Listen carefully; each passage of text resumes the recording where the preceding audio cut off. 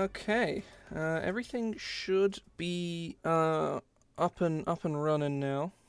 And just give me a shout if there's anything wrong with it. Just checking the old Twitter and make sure my scheduled tweet, well, tweeted, I suppose. It did. That's always good.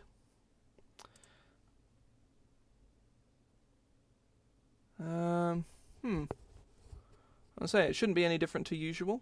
Might just take a bit of a volume boost. I certainly haven't touched anything from when I streamed yesterday afternoon. Okay. So, I'll put some of the music on in a bit, but basically today we're doing some more design. We did some last week, and it was quite good fun. It was the first stream I did actually. Was last week, and yeah, basically it went quite well. We made some spells. I think we made about 5 or 6 spells, give or take. I don't remember off the top of my head how many we made, but we made a decent number. And today we're not going to do spells. We're going to do something very, very different. We are going to be diving into yes, Ray of Oof.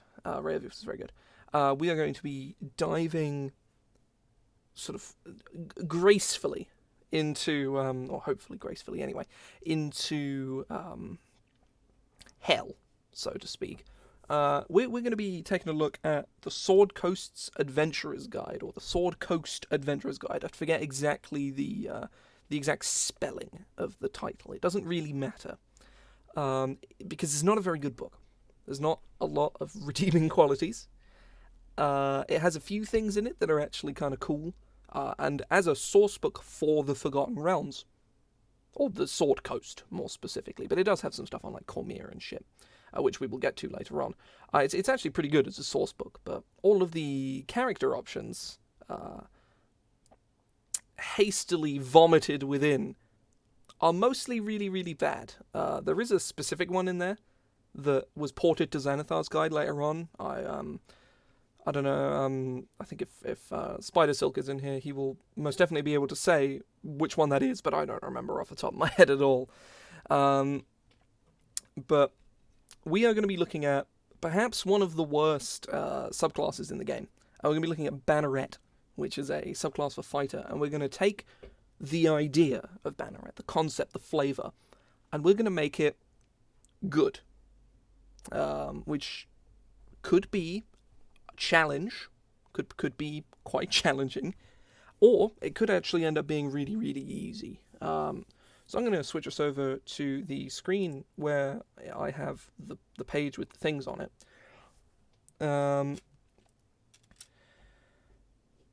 So where is my... Oh no, I don't want DS capture. Definitely don't need that. Okay. Right. So this is the layout of fighter. All the subclasses, they get an ability at 3rd, 7th, 10th, 15th, and 18th, which is a very nice spread, by the way. A lot of subclasses, namely Bard, get 3, 6, 14, and then that's it. Sorcerer has it almost as bad, because they skip 10th, they get 3, 6, 1, 6, 14, 18, which again is also pretty bad. Fighter Ufa type, sadly, no. We are looking at Banneret today. And Banneret, I have it down here. There are, alas, there are many, many places where you can go look at Banneret. You can basically just Google it and you'll be able to find it. As with pretty much everything Wizards has ever printed on a class standpoint. I probably won't show it on the stream too much, because it's probably not something I'm really allowed to do. But it doesn't really matter, to be honest. It's a turd that Wizards of the Coast owns. I don't think they're going to mind. So, basically the idea of Banneret is that you are a knight. It's in the Sword Coast Adventurers Guide. It's actually called a Purple Dragon Knight. There are no purple dragons in D&D, which is quite disappointing because that sounds kind of cool. But Purple Dragon Knight is something from the Forgotten Realms. They're knights of Cormia. We've come full circle. And they're an order of knights that I think like protect the royal family or something like that. I can't remember the specifics off the top of my head. I don't really know Forgotten Realms lore all that well. But the idea is that you are a more of a supportive fighter. You're there to sort of be at your friend's side, to encourage them to succeed and to push them towards greatness, whilst also looking super cool and dashing in the process. And that's a great concept. Like a valiant knight fighter that isn't, just a knight that a fighter, that multi-classed into paladin. That's really good, because multi-classing in 5e is pretty clunky and very easily abused. It's in many cases it's totally fine, but generally speaking it's kind of clunky, and making archetypes that sort of prevent completely unnecessary multi-classing is generally a good thing. And Banneret really could have filled that niche, but it's terrible. I'll run through what it does in just a second. I probably won't show it on screen. For fear of being attacked by Hasbro. Like Hasbro corporate officials show up at my house and beat me to death with a crowbar. That's probably bad, Like that's not really on my to-do list for this week, really. But so Banneret, 3rd level. Battle Masters get maneuvers, Champion gets improved critical, Eldritch Knight gets weapon bond and spellcasting. These are all, for the most part, like pretty impactful abilities. The improved criticals a bit, but the rest of it is really cool. Banneret gets Rallying Cry. Oh, just need to cough real quick. Oh, there we go. Just cleared my throat there. So Rallying Cry is a 3rd level ability. When you use your second wind feature, you can choose up to 3 creatures within 60 feet of you that are allied with you. Each one regains hit points equal to your fighter level, provided that creature can see or hear you. On paper, this sounds okay. Like, this doesn't sound like absolute horseshit. In practice, however, it is. This is not the worst ability the Banneret has. It has some merit, but it's generally really not good. The reason it's really not good is because of the way in which it is utilized and the way that you use it.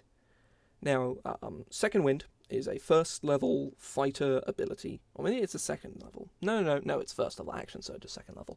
1st level fighter ability, you regain hit points as a bonus action equal to 1d10 plus your fighter level. At all levels, Second Wind is cool. It's pretty useful. People like using it. It's a good, fun ability. Well, it's not overly fun, it's not really exciting, but it's quite good. It's not crazy, it's not terrible. It's just a good extra feature for fighters to have. It's a welcome addition to the class. You can use it once per short or long rest, which is perfectly reasonable given that it's better than all healing spells that you can have at 1st level. So only being able to do it once every so often on yourself is pretty reasonable. The issue being that the times in which you can use Second Wind, now, when you use it, you can heal all the people around you, which is cool. But are there always going to be 3 people around you that need 3 hit points, specifically? It's this sort of inflexibility that means you're either using it when you don't need it and other people need it, or you're using it when you need it and nobody else needs it either. That's the problem with the ability, and the reason why it's actually really, really weak. So there's that. Rallying Cry is a cool idea, but it's just really, really weak. 7th level, you get Royal Envoy. You get proficiency in the Persuasion skill. Otherwise, if you're already proficient, you get your choice of a handful of other abilities. And your proficiency bonus is doubled for Persuasion. Basically,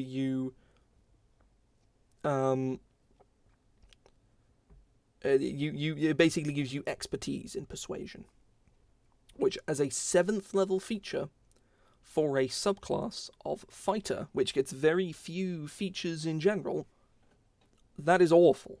Like, as like a sub thing, that's probably kind of cool. There's like a flavor thing for 3rd level. That could actually be really cool. Expertise in Persuasion because you're a knight and you're an inspiring leader and all of that shit. That's really cool. That's really, really interesting. But as a 7th level ability, and you get nothing else, yeah. Why did I pick this subclass? Why am I not a battle master? At 10th level, you get Inspiring Surge, which whenever you action surge, you can choose one person within 60 feet that is allied to you, as long as they can see or hear you, and they can make one melee or ranged weapon attack as a reaction. And at 18th level, you can choose 2 people instead of 1. And again, on paper, this sounds really, really strong. And this ability actually kind of is. It's actually not... It's, on paper at least, it's very strong, and in practice, it's okay.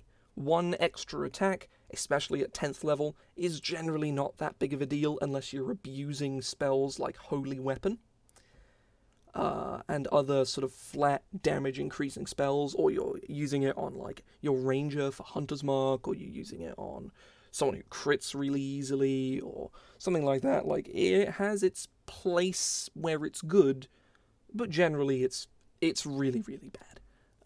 It's not very good. It's not the worst thing in the world, but it's also, again, not that great. And at 15th level, you can extend the benefit of your Indomitable feature. See, we're just piggybacking off of fighter abilities that already exist. When you use Indomitable to reroll an Intelligence, Wisdom, or Charisma saving throw, and you aren't incapacitated, you can choose one ally within 60 feet of you that also failed its saving throw against the same effect. That creature can see or hear you, it can reroll its saving throw, and must use the new roll. Again, just piggybacking on already existing fighter features. It's very lazy design, it's very uninteresting design, and ultimately proves to be extremely weak and very narrow. Because what are the situations in which you and your allies are making an Intelligence, Wisdom, or Charisma saving throw that is so desperate and dire that both of you fail the saving throw and you desperately need to succeed it? Again, you may never need to use Indomitable, but if your ally desperately needs it, you might have to waste Indomitable, potentially causing yourself to fail the save retroactively, even if you already succeeded, because Indomitable makes you re-roll the save, and to my knowledge, you keep the new roll. So you might fuck yourself over to help somebody else, which again, not on flavour at all. It's this sort of balancing of like, I need this, but does my ally need this? No, but I need it. What do I do? Oh shit, oh fuck. I'm completely worthless. That is the plight of the Banneret, and that is what we're looking to take and fix. Whether that's going to work is a whole other question, and whether we're going to come up with something that is good, again, whole separate thing. Taking a sip of tea. I'm also dying of heat, so I'm going to shift the old fan onto the floor, and hopefully it's not going to be loud as all fuck. But I have my doubts. In the meantime, I am going to stick some music on, and hopefully it's not going to blow your eardrums out. This is Harris Heller. The break music and the starting music you heard at the start. This is him. There's a link to him below. He seems pretty cool. Do tell me if it is loud as all hell, and I shall turn it down.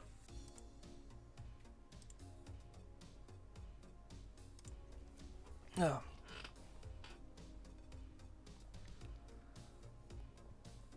Okay. Right. So, the idea to start with is, I think we are going to take this Royal Envoy feature, and we're going to slap it on at 7th level. No, not 7th level. That was the whole thing that I said it was dumb and it didn't work. You gain proficiency in the persuasion skill, and we will take. Actually, I think what we'll do is we are just going to take this whole ability straight from Banneret,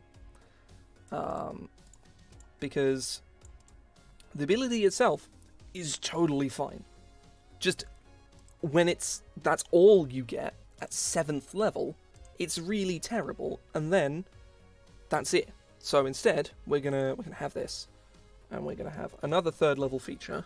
So also at 3rd level. There.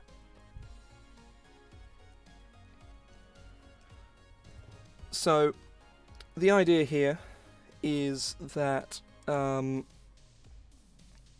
we sort of get this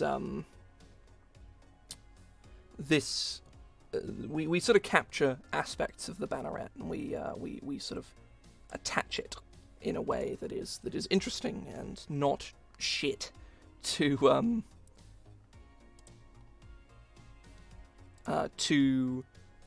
this knight, this new version that's hopefully not bad. That is the hope. That is the dream. Right there is what that is. Right. So what we are looking for? Yes, that is a major thing that we want. We want charisma to actually fucking matter. That is like, yes. Just gonna have another sip of tea because it's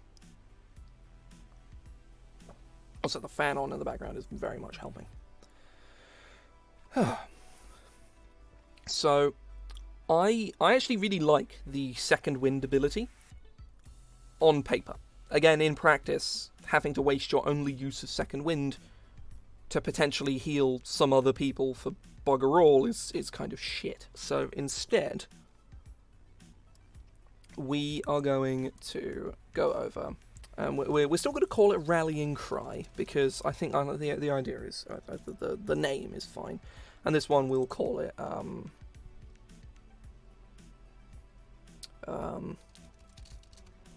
Voice of Leadership, or something to that effect. I think that's a perfectly reasonable thing there.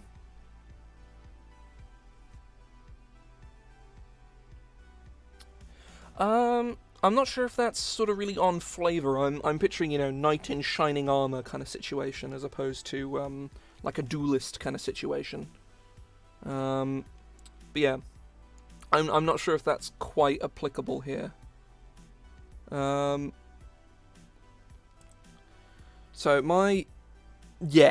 I have an idea. So also at 3rd level, I'll save the flavor text. As a bonus action, you may shout a rallying call to a creature that can see toward a willing creature that can see or hear you within 60 feet. Oh, no, within 60 feet of you that can hear you. The target gains temporary hit points equal to 1d6 plus your charisma modifier.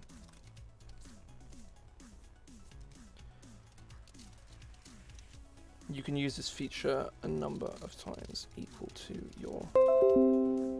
Oh, sorry about that. I completely neglected to turn the bloody desktop notifications off because I'm a stupid piece of shit. So there we go. They've been turned off now. Silence. Right, equal to your charisma modifier, regaining all expended uses whenever you complete a long rest. It was a WhatsApp notification from, I'm not sure who. I think it was a family group chat or something to that effect. Your unexpended uses whenever you complete a long rest. So, on paper, I'm not really sure how powerful this is. Oh. Yeah, I'm not sure, because generally temporary hit points really aren't that powerful, and especially given that this doesn't scale in value, I have a feeling this could be very, very weak. But we can come back to it, and I also need to set a time limit. Hit points last for 1 minute or until lost. Oh, actually, here's an idea.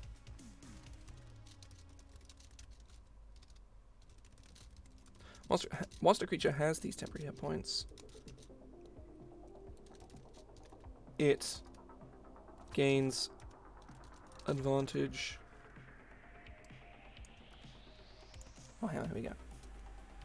Advantage on saving throws against the charmed or frightened condition, and it adds 1d4 to all attack rolls it makes against hostile creatures. Specifying hostile because there's a specific instance where someone forces your ally to attack you, and you don't want your rallying cry to enable them to stab you in the throat better, because that's just not good, really. That's a bit of shit.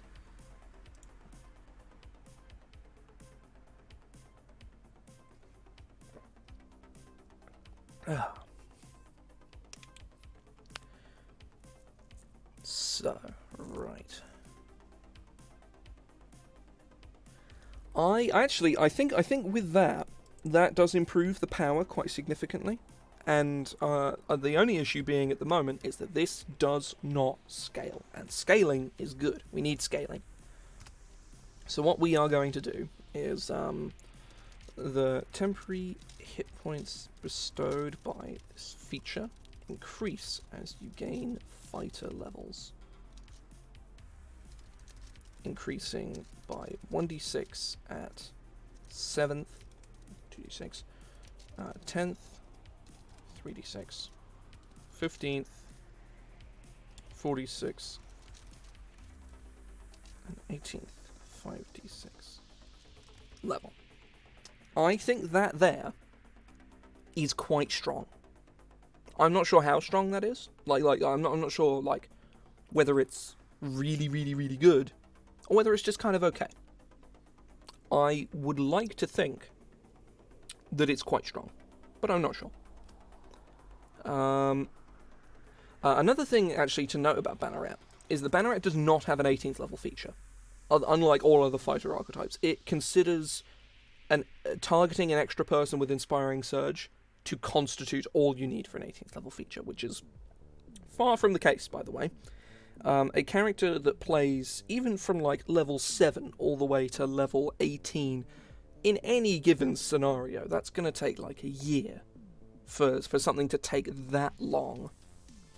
So I think it's pretty crucial that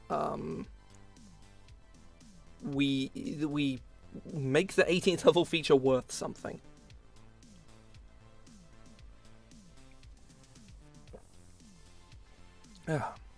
Finishing off my tea. Well, there's still some more left, but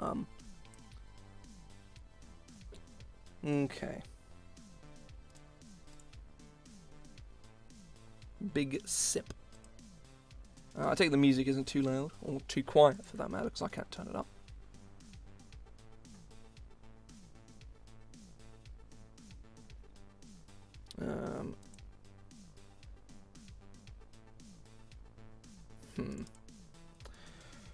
Right, so 7th level, I think we'll skip that for now, because I kind of want to make Inspiring Surge work, but I'm not 100% sure how we can do that. Okay, I'll turn the music up a little bit. There we go. There we go, that should help a bit.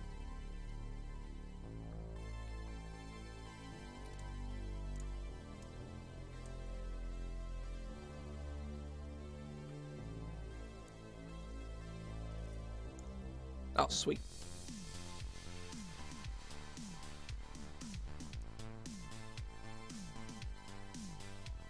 Okay, right.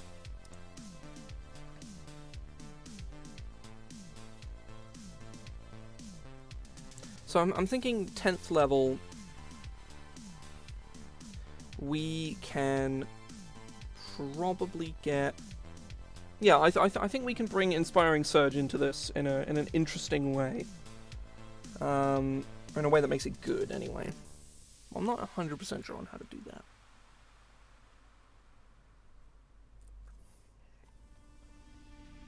Oh, here we go. Here's our starting music. It's Cloak and Dagger. A very good track. I very much like it. It also just so happened to be like the first one on this playlist. I heard it once and I was like, right there, yeah, this is perfect. And I slapped it on. It's good. It also does slap. It's pretty good.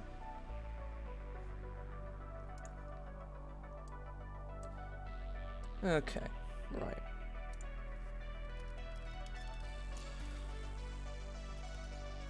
Slap it on with the might of Zeus!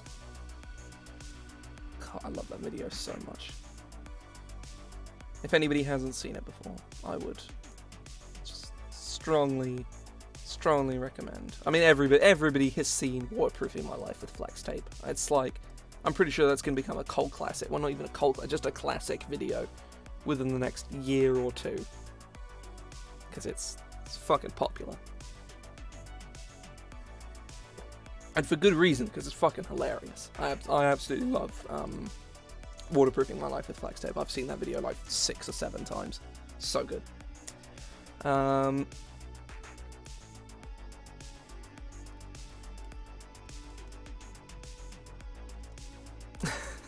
Yeah, don't burn your vegetables. That's important shit right there.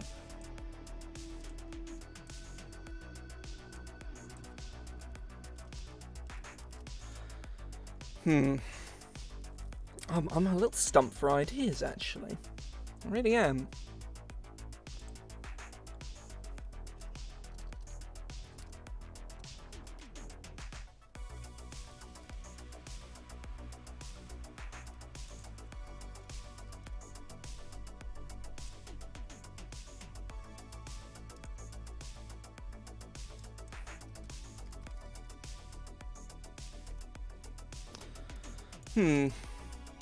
So I think my thought for Inspiring Surge is to make it as sort of feasible as possible, but I'm not 100% sure on whether that's gonna work.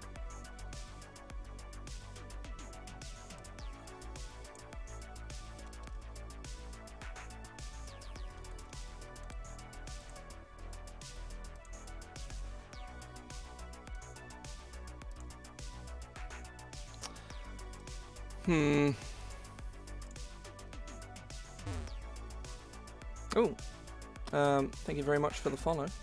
Level 1 Caterpie. And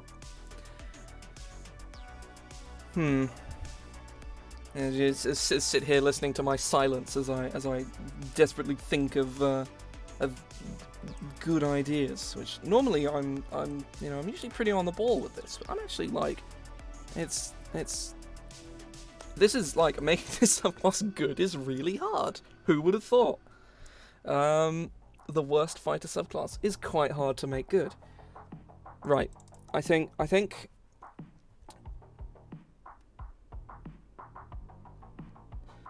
Okay, right. I think what I'm gonna do, actually, is I think I'm just gonna do a straight buff to Inspiring Surge. Oh, Surge. Right, when you reach 7th level. Spooge. No, I almost wrote Spurge. Like that.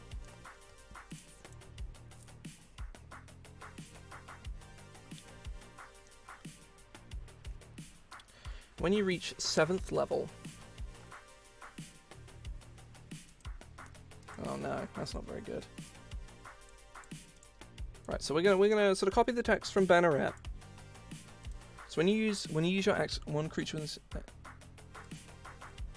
you can choose one willing creature within 60 feet of you.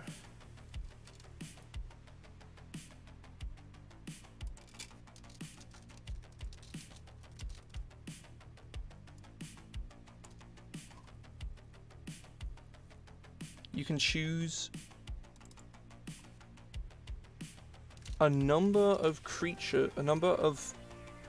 willing creatures up to your charisma modifier within 60 feet of you that can see or hear you. Okay, this might be pretty crunchy actually. And because of that, I think we're gonna move it to 10th level because that's a lot of power for a level 7 character. It might actually be fine, to be perfectly honest, but for a 7th level. But we'll keep it at 10th for now, just to be safe. But yeah, so instead of just one dude, and then 2 dudes at 18th level, it's now, say at your 10th level, that's probably like at least 4 dudes. Maybe 3. That's like your whole party gets to slap a guy with a stick. Or, well, the wizard gets to slap somebody with a stick. Like, you know, your rogue gets to stab somebody in the back and proc sneak attack again. Or your paladin gets to hit somebody and level 3 smite them or whatever. That's yes, you poke the enemy with a stick. A real big stick. And slap them one. I think that could very, very well be what this subclass actually just needs to be good and to be useful.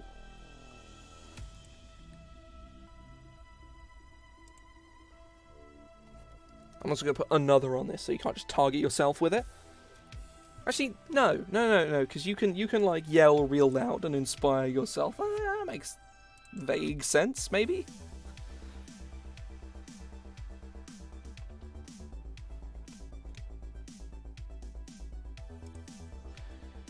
So, I think from here we can try and adapt Bulwark, because I think again Bulwark has its merits. It's an interesting feature. It just needs to be actually good. Indomitable feature to an ally when you use your Indomitable. When you use your Indomitable to reroll a saving throw and you aren't incapacitated, you can choose one ally within 60 feet of you that also fails its save.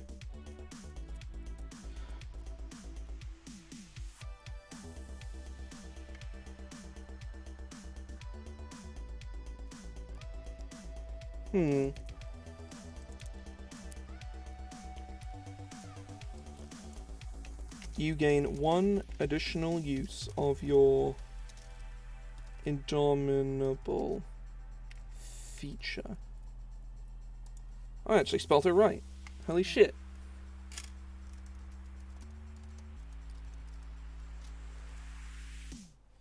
Oh, I forgot the Y on the end of additionally. I'm a fool.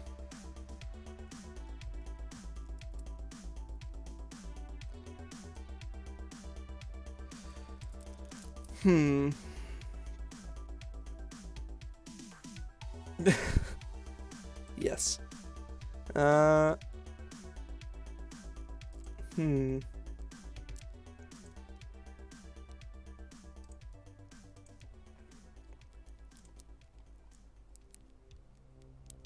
spinach has been rescued.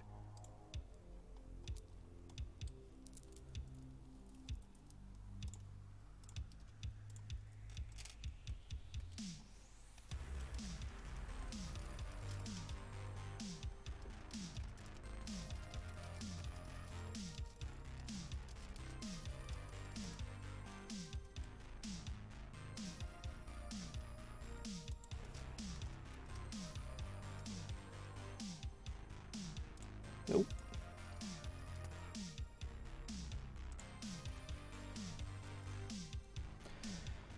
Okay, right. Trying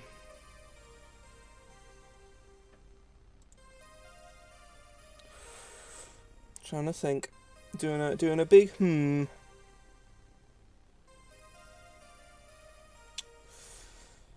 Let me just check at the progression of Fighter and how quickly they get Indomitable features.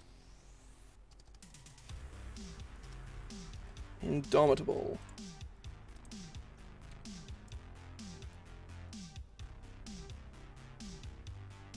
You get 2 uses at 13th level and 3 uses at 17th level, so getting an extra use at 15th? Is that really strong? I don't think so. Yeah, you need to go up to 4 uses and you reroll a save. Yes, as level 1 Caterpie has followed, I think about 7 minutes ago. It says right on my screen right in front of me. I can't believe we're 45 minutes in. I feel like we've made no progress. But reverse inspire, that could be interesting. Yeah, that could be a cool 7th level feature. I think like that would be difficult to spin in a way to seem like valorous, because fear is seen as like oh, you're so terrifying, but it's like no, it's like oh shit, the power of friendship is too strong, I'm scared. That's more the thing that we're going for here, I suppose. But that could be kind of cool though. I'm not sure exactly how that would work, but that could be really interesting.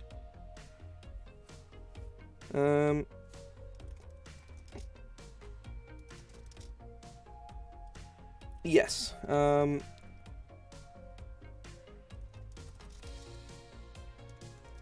Shield of Allegiance.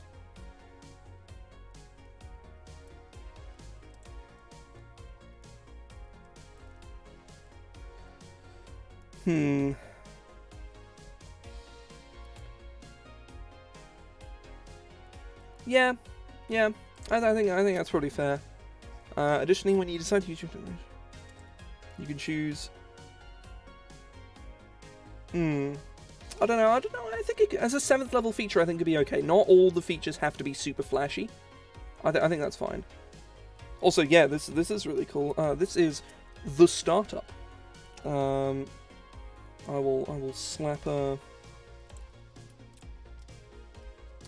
Bam! There you go. There's a song link. Just pull it right out of Spotify. Very happy to give this guy free advertising. He's doing good shit. Love me some synthwave. Ooh, this is very crunchy. That's pretty cool. I like this. You can choose any number of willing creatures within 60 feet of you that also failed their saving throws against the same effect.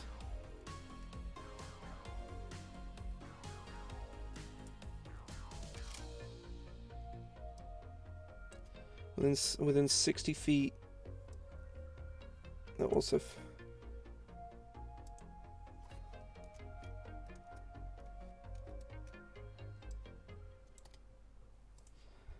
you can rewrite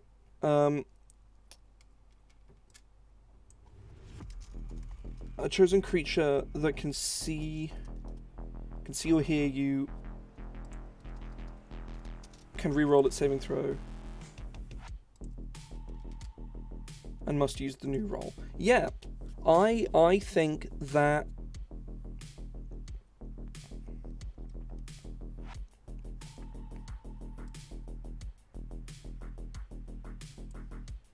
is Indomitable a reaction?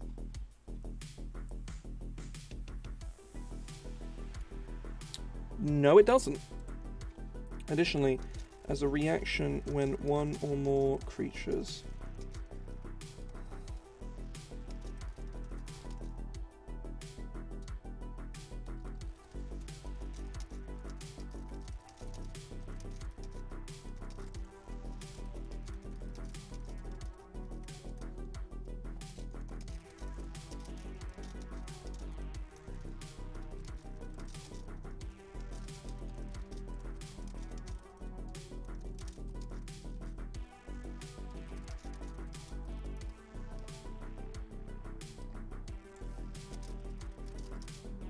rerolls its saving throw, must use the new roll.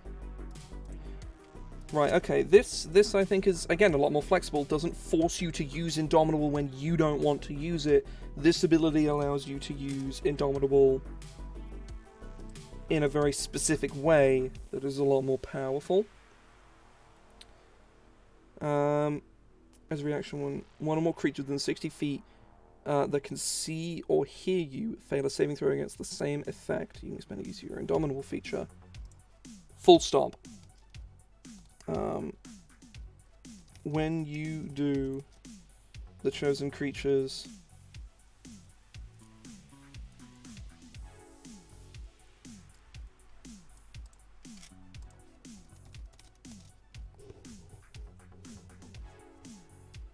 within 60 feet of you fail a saving throw against the same effect, you can spend to use your Indomitable feature. When you do,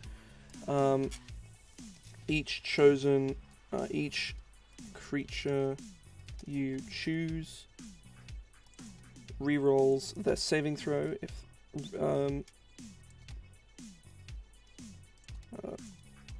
so we're getting into exact wording nitty-gritty, which makes an enormous amount of difference, but is also not particularly exciting.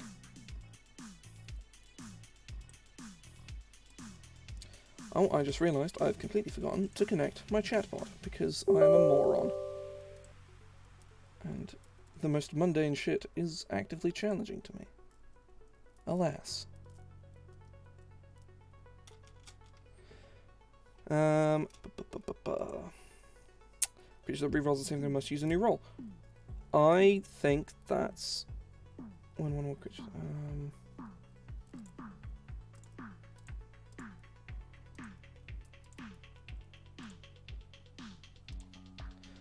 I think that should.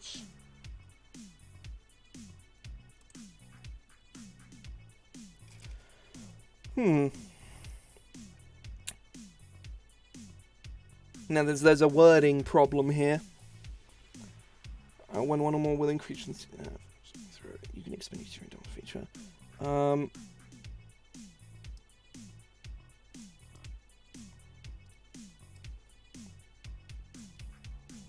When you do,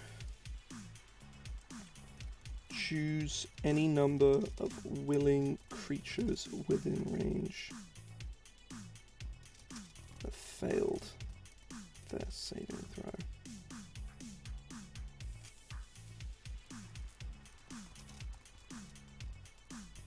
Oh no, choose a number of willing creatures within range.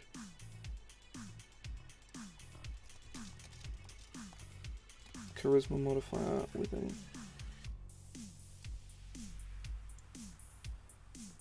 Fail the saving throw. Equal to your charisma modifier, the chosen creatures can re-roll their saving throw against the effect. The creature that re-rolls the saving throw must use the new roll. I think that works, he says. Does this work? He says again.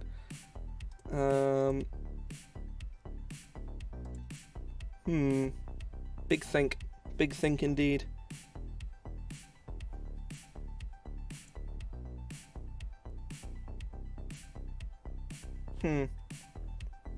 Anyone check on any second opinions? Because I am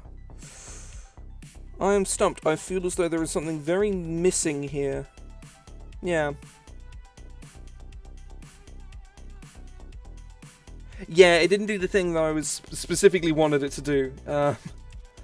Or didn't scale in a way I specifically wanted it to, and I fiddled around with it for far too long. I will leave it there for now, because I think that's interesting.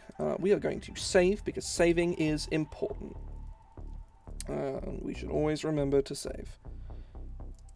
So...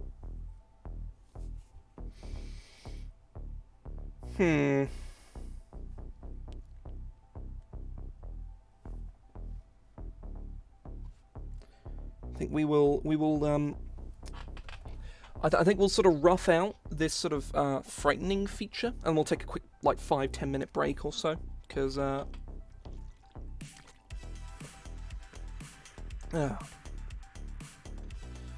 I am... Well, I need to go get a drink and use the loo. So we want this to sort of be a... Oh, here's an idea. Here's an idea.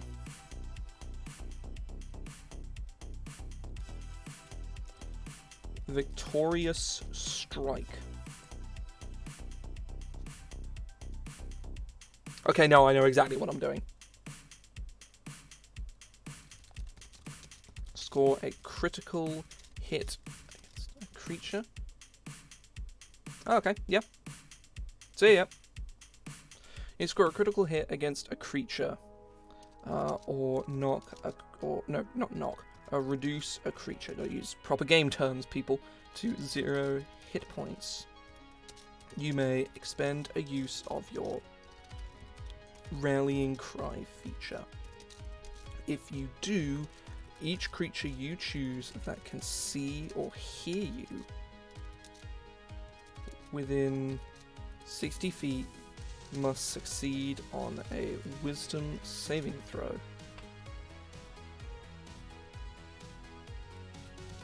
The DC for this saving throw is equal to 8 plus your proficiency bonus plus your charisma modifier. Let me just make sure this is the right syntax for fighter, because it may not be the case. Because it may be charisma modifier plus your proficiency bonus. Because syntax consistency is also very important.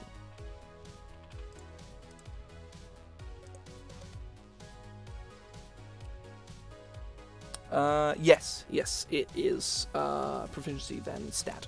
I was right. On a failure, a creature becomes frightened of you and for 1 minute.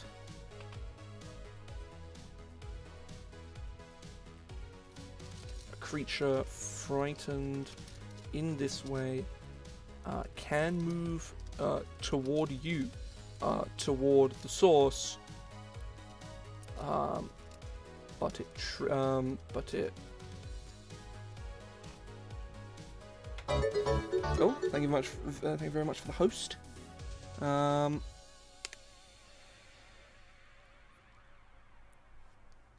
creature frightened in this way can move towards the source, but must expend 2 feet of movement for every 1 foot. I need to check up the wording for plant growth for this, because I don't know the exact wording of this.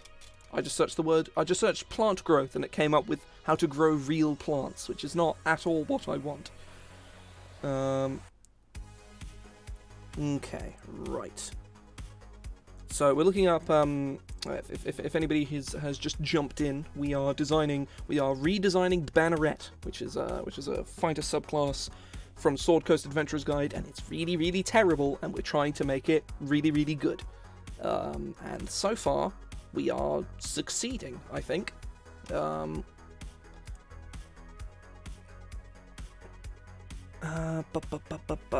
Let us see.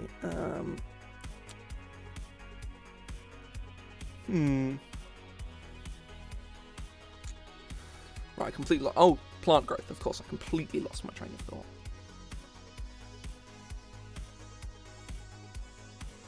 Right.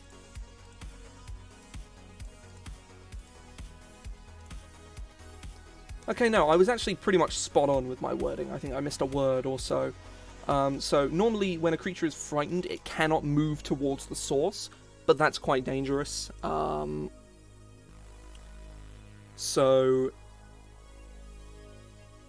that's quite powerful, more specifically. So I think having this on sort of on the side sort of helps things quite effectively. Because frightened is quite a powerful effect, and just being able to do this every single time is pretty nuts. Can move towards the source, but spends and reduces and does not suffer disadvantage on attack rolls whilst its source is within view. Instead, suffering a penalty to attack rolls and saving throw. No, this is too clunky. This is too clunky.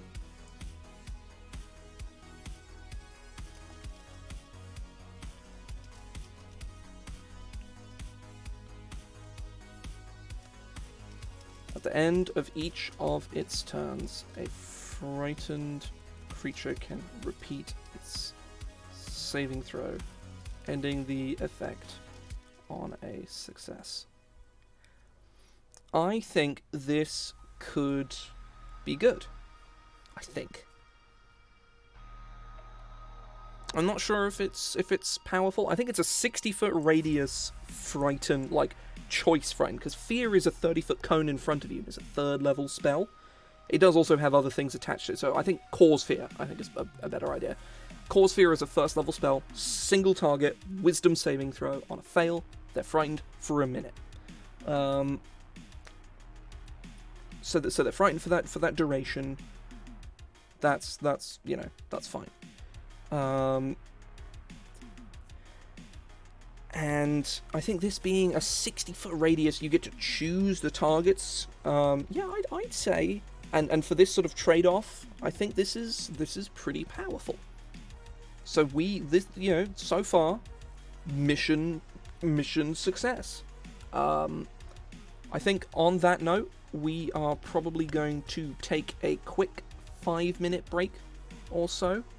I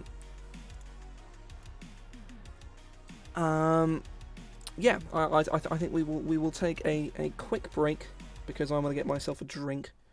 We will be back in 5. We'll try and sort an 18th level feature, which I think could be pretty interesting, and then we'll go through and do some rebalancing, and then we might go look at spells afterwards because I think that'd be kind of interesting. We might do something else if it takes like no time at all. Right, I shall be back in just a minute.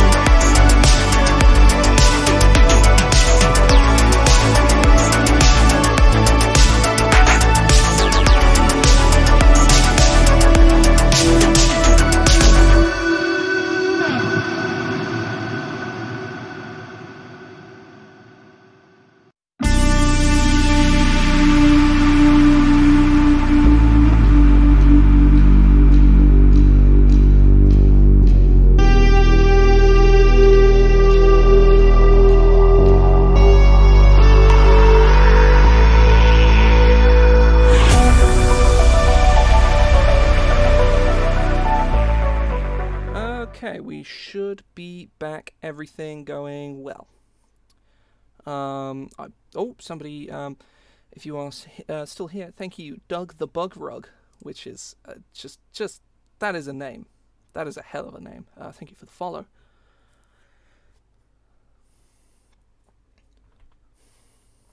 It's top tier shit. Right, we're gonna put some music back on. Right. So, I think we are going to try and look at the 18th level feature. I think is what we're going to do. I'm also just going to get rid of that because I don't think I would open another tab instead. It's much easier. Right. So Banneret, all Banneret gets at 18th level is Inspiring Surge allows you to target a second creature. Now when you get Inspiring Surge, you can target as many bloody creatures as you want, more or less. 9 times out of 10, your entire party of, well, everybody who's relevant in your party, which is much more useful, so that's good. Knight, Fighter Archetype, Scan, it's like Banneret, but it's actually good. Who would have thought? So, yeah, I think we can go for another sort of half an hour, maybe 45 minutes. Because I have a game to be going to after this. And I'll obviously want a little bit of time to, like, wind down and chill the fuck out after stream before I jump into something else immediately. But that is not a problem at all. So we are going to think about what we have, because we have Rallying Cry, we have Victorious Strike, we have Inspiring Surge, and we have Shield of Allegiance, and we also have Voice of Leadership as well. But we're not going to be able to make that any better at 18th level. So, Valorous Champion is a cool ability name. I think we can lead in with that. It's a cool name. So yeah, we'll lead with that. It's a cool name. So now we need to think about what that actually means, which is the difficult bit. My money is that we could have it be... I feel like at this sort of level we can't be introducing more new things. It needs to build off of other things more effectively. So maybe here we can piggyback off of what original Rallying Cry does, and have it so that when you use Second Wind, you can...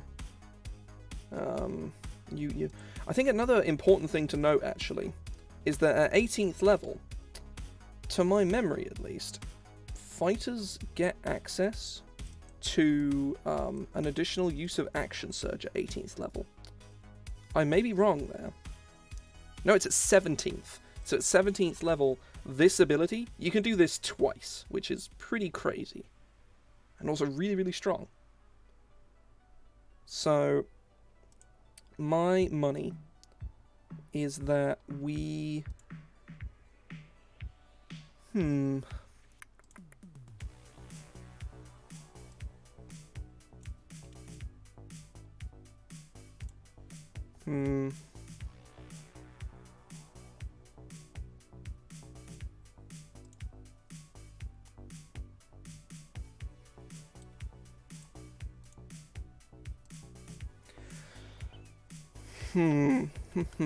So, yeah, we could introduce sort of some kind of synergy with Second Wind. That could be pretty interesting. Or we could try something else. I'm not sure.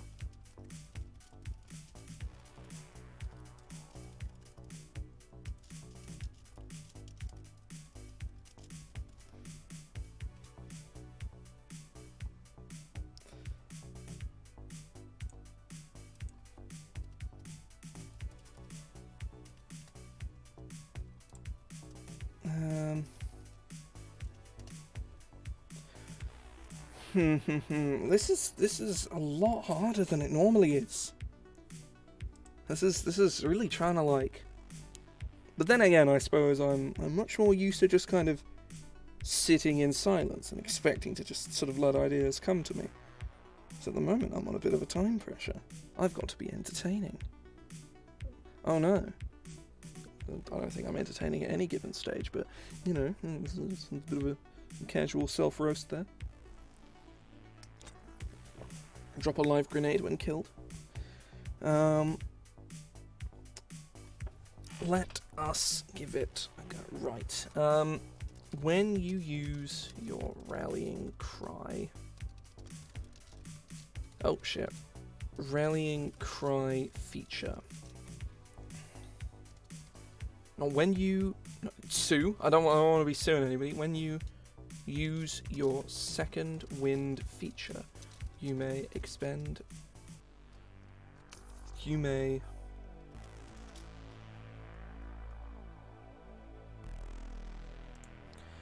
You may grant. You may grant any number of creatures.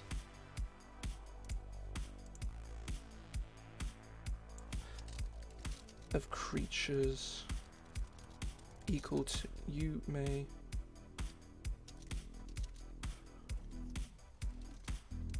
of creatures equal to your charisma modifier. Right, I'm gonna copy the wording from Inspiring Cry because I'm struggling to think. Basic language is challenging, yo. When you use your second wind feature, right, you may choose up to 3 creatures within 60 feet of you that are allied. Up to, you can choose a number of willing creatures within 60 feet equal to your charisma modifier. Each chosen creature regains hit points equal to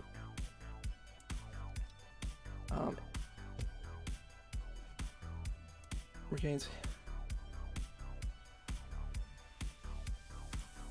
the same number of hit points. No, gains temporary hit points. Here we go. Equal to the number of hit points you regained from your second wind. These temporary hit points last for 1 minute and gain the benefits of your rallying cry feature. Now, I am skeptical of the power of this ability.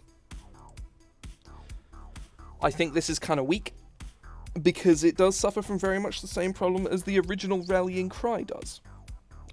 It is quite a big bonus, because at this level it's 18 plus, like, I don't know, say, we were looking at about 23 temporary hit points to probably about 5 creatures all around you. A number of other... any number of other willing creatures within 60 feet equal to... Yeah, so other creatures... that's like 23... And gain the benefits of your... And provide the benefits of your Rallying Cry feature. So we'll add... Hang on. Additionally, you gain immunity to the Charmed and Frightened conditions. You gain advantage on... No.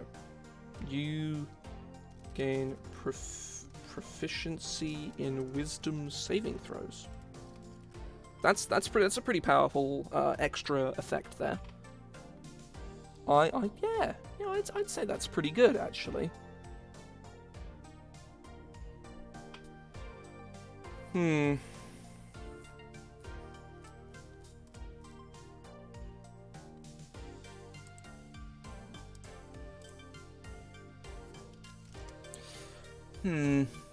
Yeah, I think that is a good, like, I think that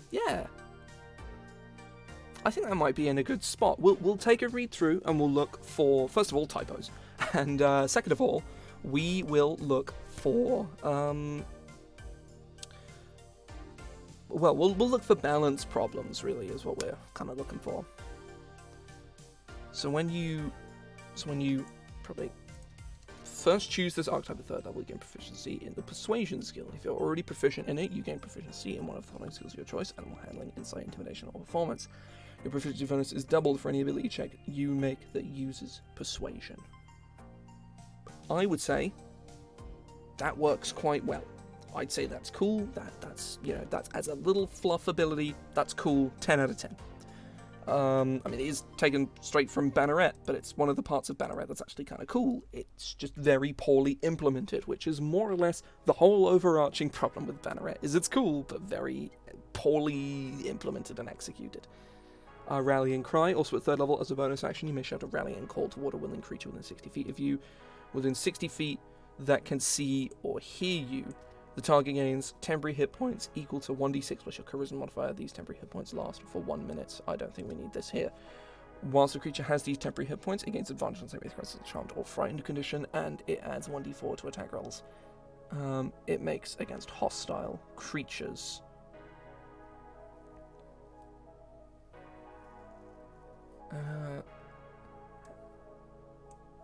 Let's try this actually.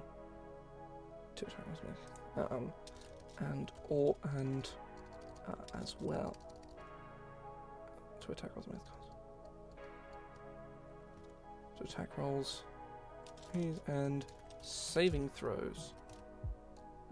No, it's 2 saving throws. Just saving throws. No, we'll just do attack rolls and saving throws. That makes things easier. We'll just do that. Like, I still stand by the thing I did earlier, but at the same time, working that in a way that makes sense is a bit of a bastard, so we're not going to bother trying. That seems like a bit of a pain in the arse, really. Oh. You use this feature a number of times equal to your charisma modifier, regaining all expended uses whenever you complete a long rest. That's cool. I like that. And obviously it scales. So it scales up to 5d6 plus your charisma modifier, so we're looking, the average of 5d6 is 7, 14, 17.5 I think, plus 5, because your charisma bonus at level 18 is going to be plus 5, given that it matters with this subclass. So we're looking at about 22 temporary hit points as a bonus action to somebody else, with a bunch of other benefits too. As long as you're not playing a dual-wielding archetype, this is really, really good, I think. I think this ability is very strong. Generally speaking, temporary hit points are not really worth it, because they're not that powerful. It's, because in 5e, it's very sort of unoptimal, so to speak, to heal someone when they're not just flat-out unconscious. Because it's much more impactful to heal someone when they're on the ground and dying than it is when they're just a bit injured. And temporary hit points is that, but on a whole other level, because you can't bring somebody to consciousness with temporary hit points. You just can't do it. So, yeah, I think...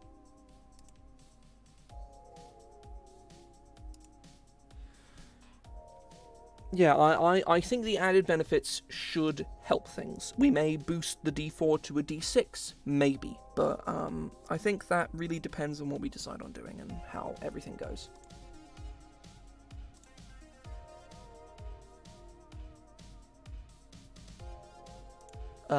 So, Victoria's Strike, when you reach 7th level, whenever you score a critical hit against a creature or reduce a creature's 0 hit points, you can expend a use of your rallying cry of creature. Oh, it should say feature. There we go. That's what I'm talking about, typos. If you do, each creature you choose that can see or hear you within 60 feet must succeed on a wisdom saving throw. The DC for this saving throw is equal to 8 plus your proficiency bonus plus your charisma modifier. On a failure, a creature becomes frightened of you for 1 minute. A creature frightened in this way can move toward the source, but must spend 2 feet of movement for every 1 foot it moves to do so. At the end of each of its turns, a frightened creature can repeat its saving throw, ending the effect on a success. Inspiring Surge. At 10th level, when you use your Action Surge feature, you can choose a number of willing creatures up to your Charisma modifier within 60 feet that can see or hear you.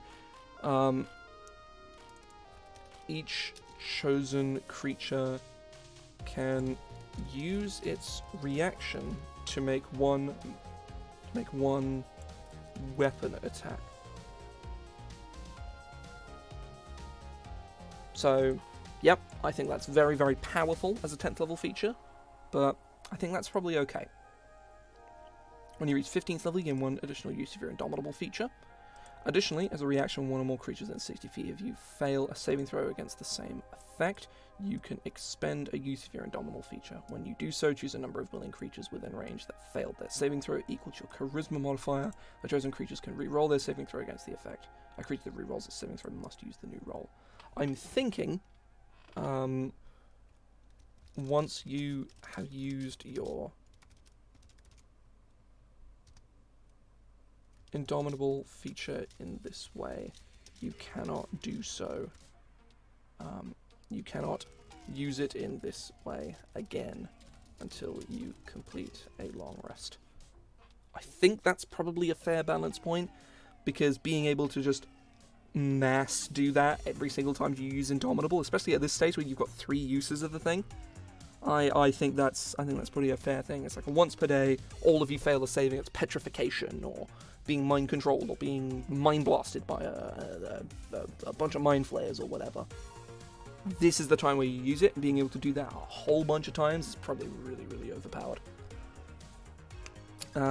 Finally, Valorous Champion. By the time you reach 18th level, when you use your second wind feature, you can choose a number of other willing creatures within 60 feet equals your Charisma modifier. Each chosen creature gains temporary hit points equal to the number of hit points you regained from your second wind. These temporary hit points last for 1 minute and provide the benefits of your Rallying Cry feature, which is this bit here. The additional benefits of your Rallying Cry feature. Additionally, you gain proficiency in Wisdom saving throws. I think that this is quite strong. I don't think it's overpowered, but I'm sure there may be some people in here, there may be some people just in general who think that it's a bit too good, which is maybe fair. I don't know. I am unsure. I hope that it isn't, because I really, really like this. But I think this is a good spot. I will put this on Twitter later on, and obviously you know if you I will put a picture of it on Twitter, fancy it up in GM Binder or something like that. But yeah, I think this. I'll write some flavor text for it too, make it look a bit schmancier. But I am very, very happy with this. I think this is super cool.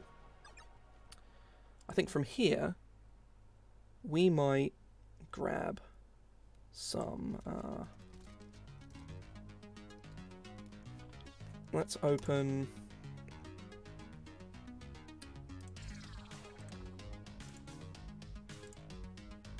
Let me just check this, and there we go. So we have our stream spells. I think we shall take a look at the night later on. I think we might have a look at some stream spells again, because last Monday, we made some really cool spells. We made Bubble, which is sort of a first level version of Otaluk's Resilient Sphere, which is a very cool spell that I like very much. We have Clairaudience, which improves hearing. Friction Non-Friction, which either makes the ground really, really hard to walk across, or far too easy to, very hard to not move across. Misty Smite, which is a Paladin Smite, which allows you to teleport and then stab someone, and then force them to also teleport, but to a place you choose. Ray of Force blasts people and pushes them away. And the legendary, the masterful, the undeniably powerful Ray of Oof, which is unimaginably powerful. It's actually like a very strong spell that stops people from being able to speak for a round. Oh, duration is wrong. Should be 1 round. That's a problem. So I think we will have a look at my list of spell ideas. We will see what pops up. Let me just grab my list of spells. Now we are not going to look at plane shape today because I think I mentioned this last week. That's a whole fucking stream to itself. And we're going to look at my list of spells. I'm going to see what... Well, we'll do 1 or 2 of these, maybe. I'm not sure.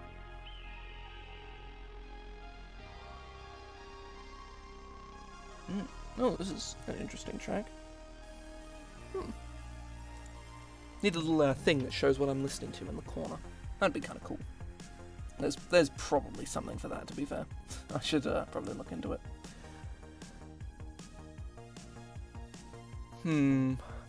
Looking at my spell ideas.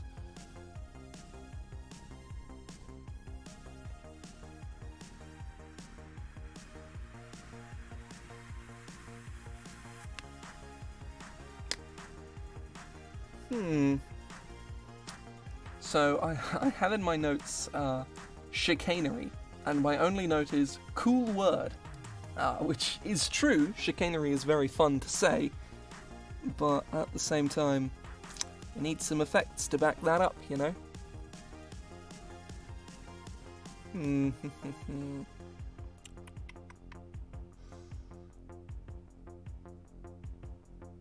Right. I think I have an idea. Let's just copy Weighill real quick. Spirit Expulsion. It is a 3rd level. It would be Necromancy, of course. Duh. 1 action range, 30 feet. Yeah, I think that's fine. Components of some material.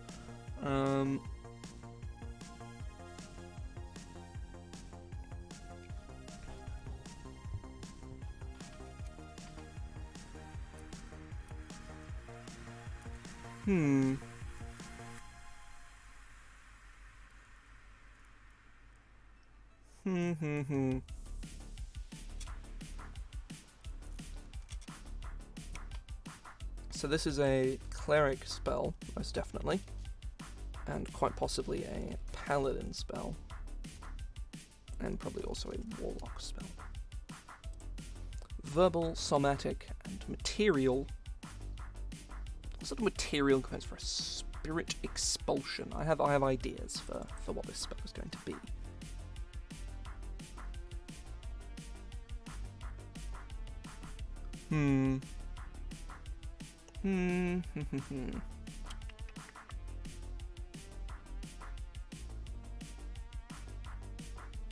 We'll leave it at verbal and somatic for now, just to keep it simple.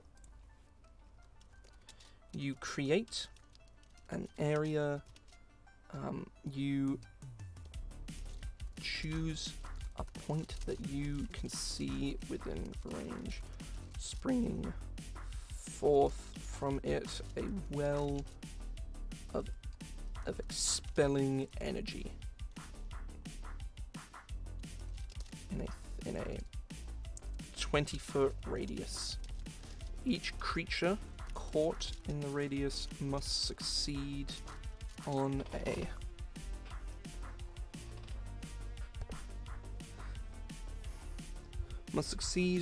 charisma saving throw.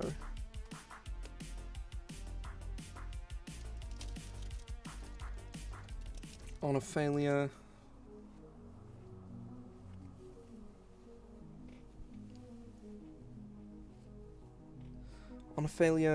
the target's spirit is briefly separated from its body.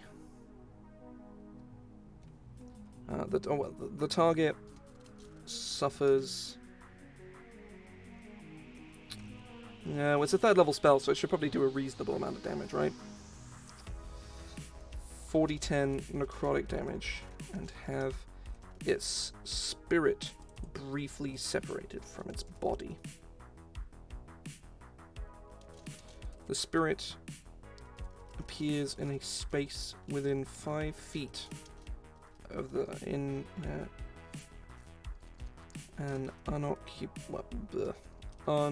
unoccupied space within 5 feet of the target, and remains until the start of your next turn, whereupon it rejoins with the target's body.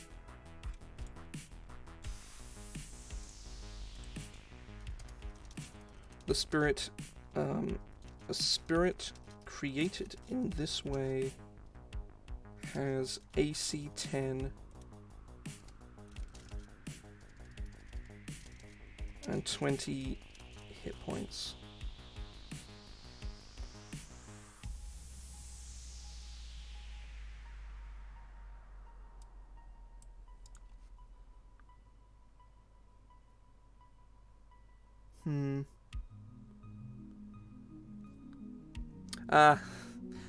Weighill was from last week.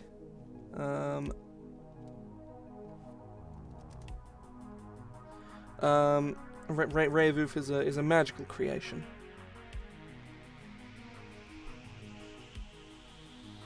Greetings, Dermot. But we are working on Spirit Expulsion, and I'm working on a way to make it interesting, in a way that is cool.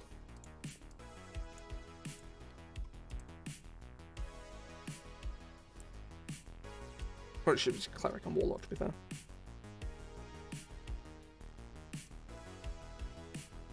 Has an AC equal to the target's -5.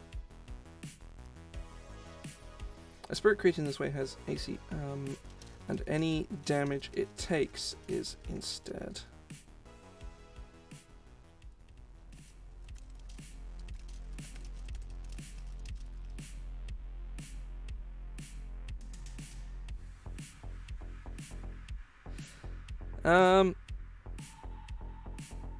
If it had an eye ray, I mean, it would probably be like a big pink laser or something like that. I don't know. Oh no, it would be a beam of yellowish energy, like this. Like, because it's yellowish because the Roblox character has a yellow head. Is the joke. Because comedy. The spirit, alright, okay. A spirit created in this way has an AC equal to the target's -5, and any damage it takes is instead taken by the target.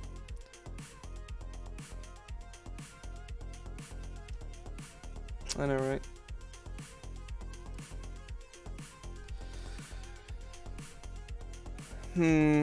This is like trying to get this effect to work is very challenging.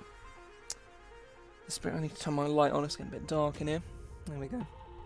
Had some storms earlier on today, but they were very, very brief. It was like a bit of a hail and some thunder on to the north. Spirit created in this way. Right, okay, we're going to ditch this for a minute, because I think having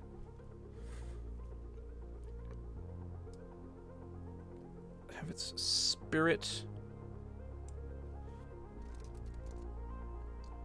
spirit revealed.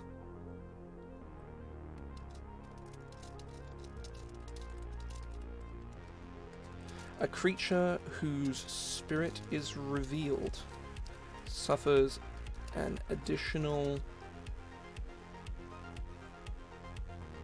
1d4 necrotic damage each time it is hit with an attack roll.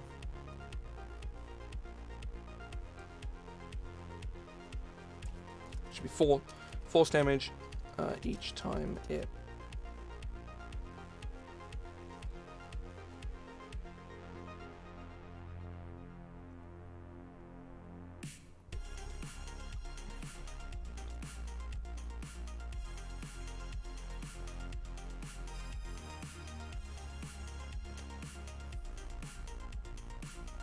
suffers additional force damage each time it suffers damage for the duration. This spell has no effect on constructs and undead on construct. Undead creatures automatically fail their saving throw. No, undead creatures suffer disadvantage on their saving throws.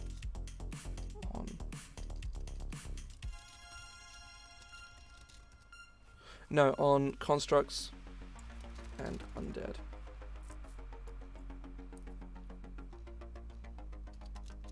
Except for undead with the incorporeal movement trait. No effect on constructs or undead. I want to do some weird thing where like the soul is separated from the body really briefly in a cool way, and it's just too complex, too weird. I don't think it's gonna work. His spirit is revealed, suffers for 1d4 force damage each time it suffers damage for the duration. This spell has no effects on constructs, or undead. Wording is important, very, very, very important. So,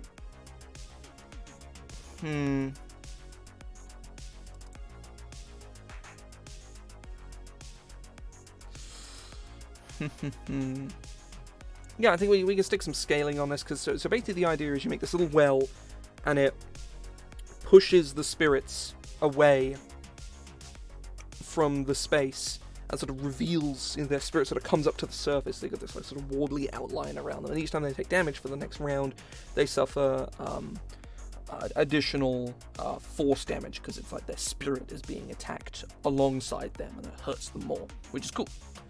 Probably. I don't know. It makes sense as a cleric warlock spell. I'm not sure if 4d10 is too much. I mean, those are very simple numbers that can be shifted very, very easily, so I don't think that's too big of a deal. Let's look at some other third level spells. So Fireball's a bad example, because Fireball is specifically designed to be overpowered, so that people would take it.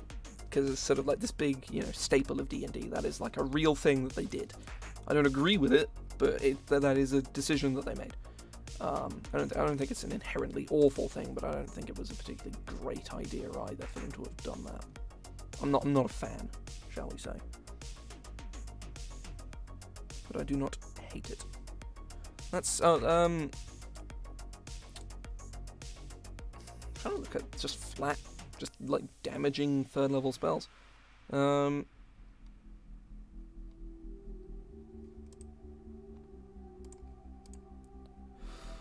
Let us have a look at oh shit. No, otherwise that's 22 damage. Like Fireball does 28. See, I think we drop this to 3d10. And then we oh wait, no, not this. Oh, I don't just have like a generic thing, so that's a bit of a pain.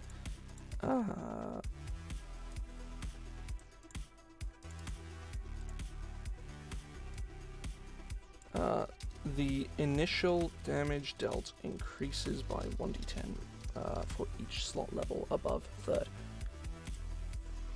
I think this spell's pretty interesting. I don't know if it's anything like absolutely insane. It wasn't as interesting as I wanted it to be, but that would have just been super clunky. Like putting a bunch more pieces on the board to represent these creatures' spirits, and like fucking around with like. I think actually something we can add. A possessed creature that fails its saving throw.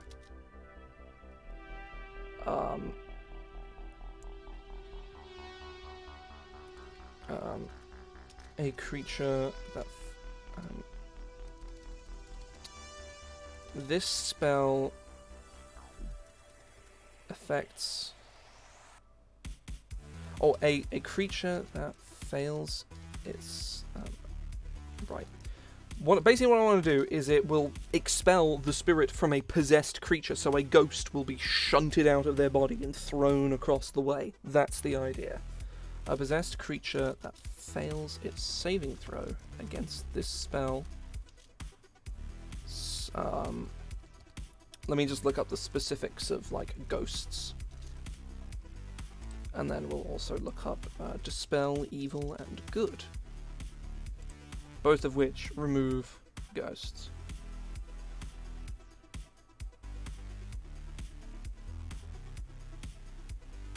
Oh, possessed is like a condition.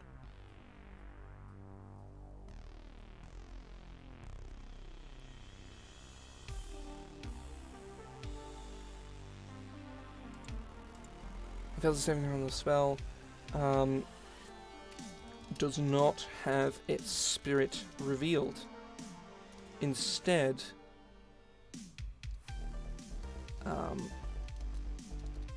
it instead becomes no longer possessed. Yeah, I think that's fair. So, it's sort of Dispel Evil and Good is a 5th level spell that you cast for the express purpose of I'm going to poke you and I'm going to not make you possessed anymore. This has a caveat of you do stop the possession, but they need to fail a save and they'll also take damage. We'll also need to put on a success the target, or a target suffers half damage and its spirit is not revealed.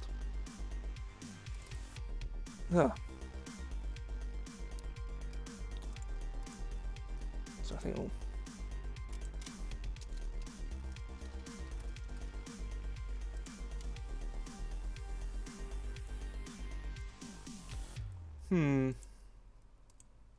So yeah, I think that's a really, like, interesting progression of this idea. I think that I've got it in a space where I'm very happy with it now. I think I think it's a pretty powerful spell with an interesting piece of utility here in the, Dispel Evil and Good is a 5th level spell, and it's unconditional removal of a possession. There we go, got my words out. Whereas this is very conditional removal of possession, because they not only have to fail a save, but they also need to take a boatload of damage to, well, it's 3d10, a fair amount of damage for it to be stopped. But at the same time, it otherwise has its own uses as well. So I think this is a very strong spell, actually. I think this could actually end up being, like, extremely powerful, specifically because of this line here. Oh, hang on.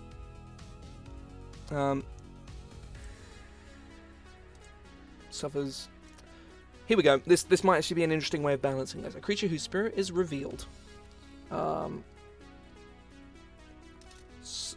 on. Oh shit. Suffers. The first time it takes damage each turn for the duration. So what that means is that you can have multiple turns in succession. So,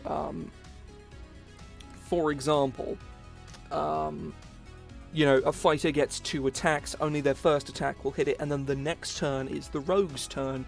They hit, and they do the extra damage as well, and on the next turn, the cleric pushes them into a ravine, and they take lots of damage, and then there's extra force damage, which I think balances this a lot more cleanly.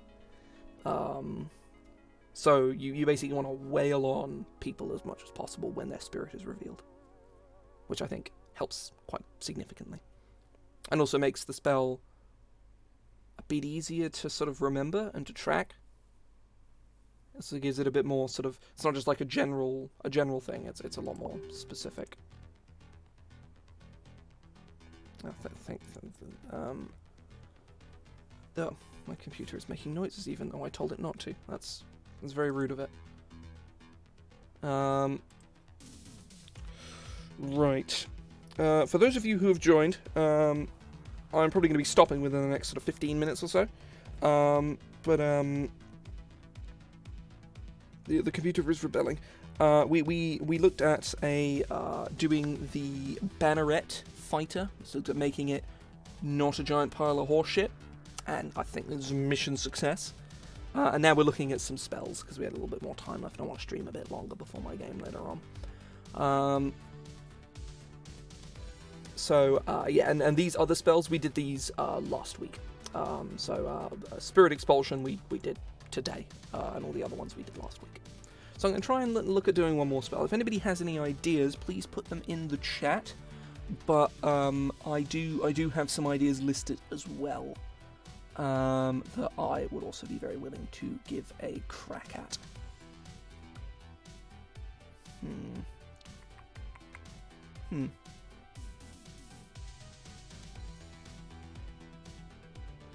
Okay, I think I know what I'm going to do.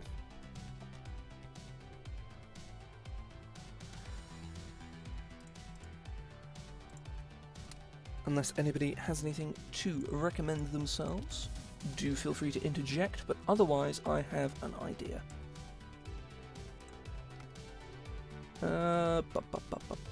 Let's go and find.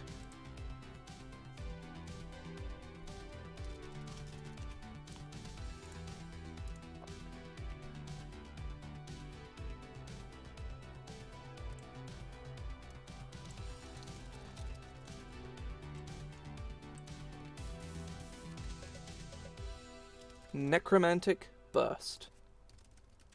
3rd level necromancy, range 90 feet, verbal, somatic, material.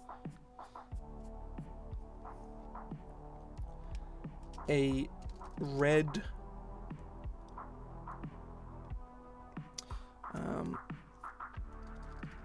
a small red jewel impressed into a metal box, into the top face of a metal box, worth at least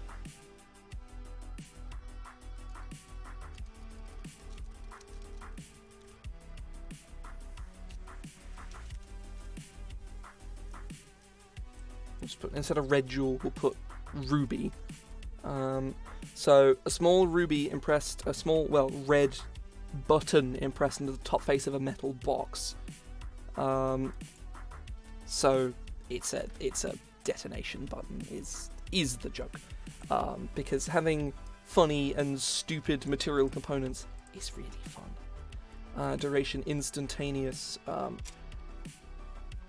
You cause an undead servant to erupt into a fountain of gore and pustulous. Oh, I actually spelled that right. And pustulous acid. Choose a willing undead creature you can see within range. Greetings. We finished the night. And now we're moving on to spells. We made Spirit Expulsion, and we're now making a Necromantic Burst.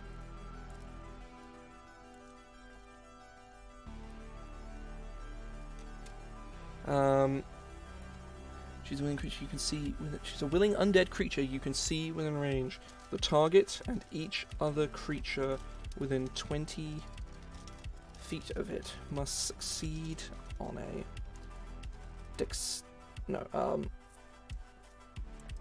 each creature within 20 feet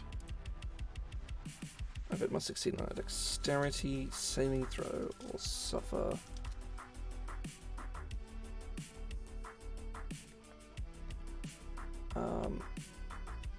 3d6 acid damage plus 3d6 necrotic damage. We couldn't actually make this as good as Fireball, to be fair, because it is very conditional. You need an undead creature in position to be able to set it off. Oh, here's an idea, actually. Concentration up to a minute. You imbue an undead servant with a sickly power. Hello! We are nearing the end of the stream, but But because as much as I would very much like to go a lot longer, I do have a game I need to go to within the next 15 minutes. Because I think they're going to get a little annoyed with me if I keep them waiting for too long. Understandably, of course. Who is it? Oh, there's only one person in the chat at the moment. So, well, in the game I'm going to's chat, there's several people in the chat here at the moment. Hello, Jed. We're making spells. We made a fighter archetype earlier on, and now we're doing spells. It's a good time. It's a good time. And this music is really good. I like this track a lot. I'm gonna put this in my playlist. I like this. Just moved it to my playlist. I very, very much like that.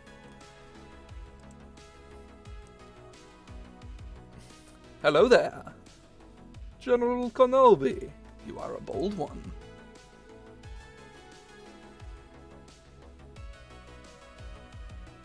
Right.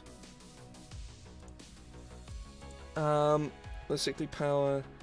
You have yourself with the sickly power. With a sickening. Oh, no, with the sickening power. There we go. To erupt into a fountain of gore and pustulous acid. Choose a winning creature you can see within range. Oh yes. I will. I may raid you if I can. Yes. Good streaming, Katie.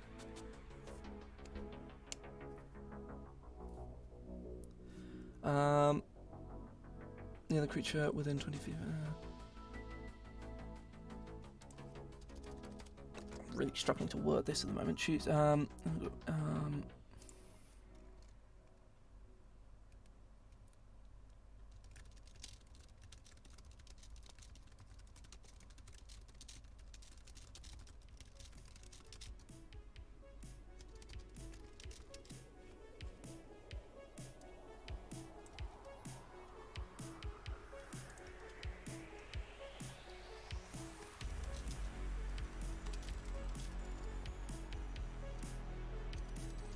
And cause the creature to explode, ending the spell. Big rips, big rips. Shitty Wi-Fi is a yikes. If ever there was a yikes, shitty Wi-Fi is the yikes. Each other creature within 20 feet of the undead must see it. The target automatically fails this saving throw.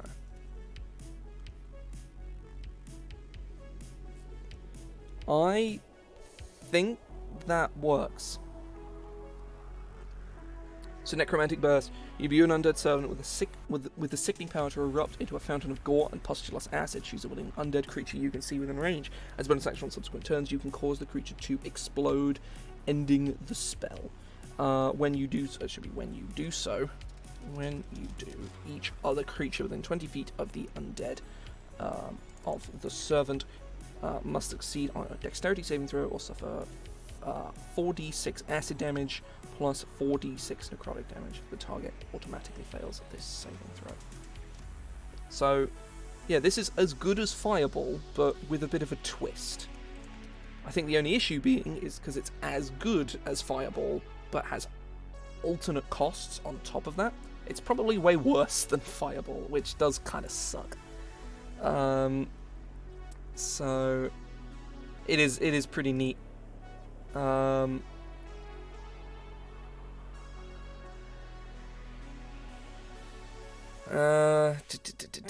think we can bump the damage a little bit more, but it's, you know what, actually, let's make it a 4th level spell and let's bump the damage. Oh, we can make it a... No, we'll keep it as a 4th.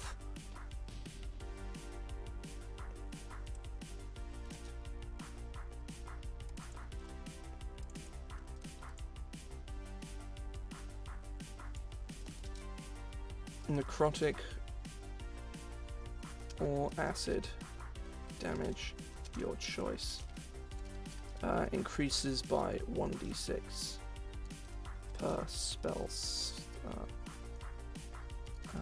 for each slot level above 4th.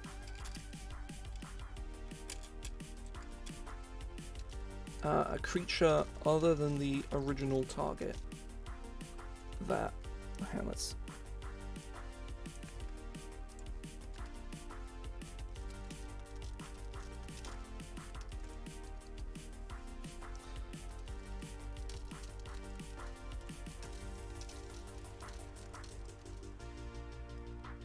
And the next attack roll it makes within the next minute.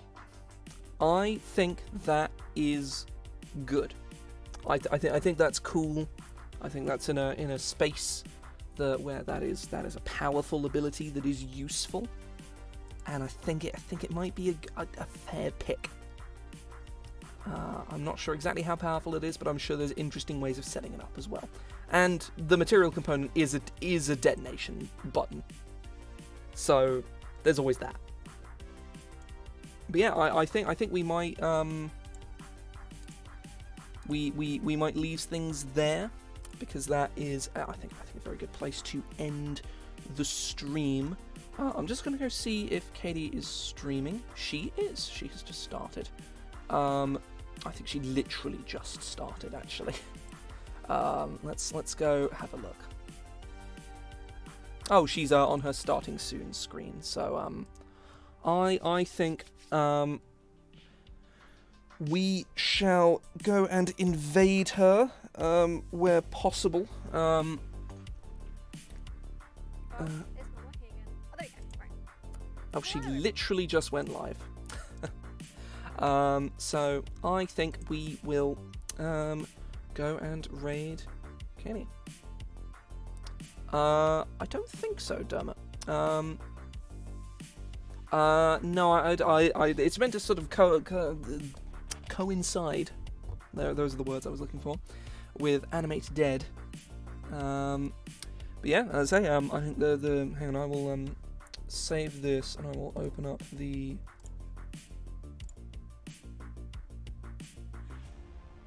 Oh, there. It doesn't want to do it. There we go. So we made this, and I think that was a success.